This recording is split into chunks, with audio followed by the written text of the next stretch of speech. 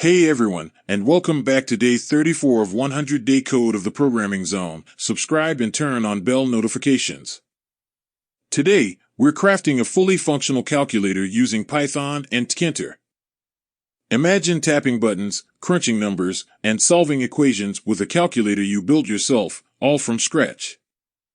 So, grab your Python wands, summon your Tkinter skills, and let's code our way to calculator mastery. Part 1. Setting the stage. Importing the spellbook. Import Tkinter as TK. This summons the Tkinter library, ready to build our calculator's window and buttons. Creating the magical window. Window equals tk.tk. This casts a spell to create the main window, where all the calculating action will happen. Window.title simple calculator. This gives our calculator a fancy title, so everyone knows its purpose. Part 2. Adding the number buttons.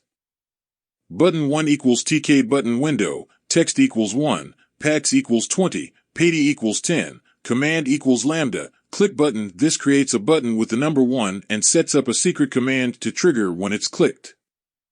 Part 3. Handling calculations. Defining the brain of the calculator.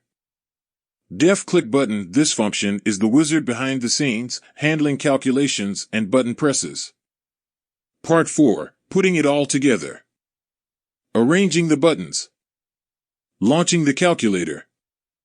Window.main loop. This spell starts the Tkinter event loop, keeping the calculator alive and responsive to button clicks.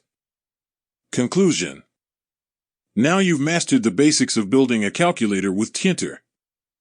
Imagine adding more features like a memory function, scientific operations, or even a custom design. The possibilities are endless, so let your creativity flow. Ready for an even greater challenge? Join me next time as we explore the world of interactive learning tools with Tkinter.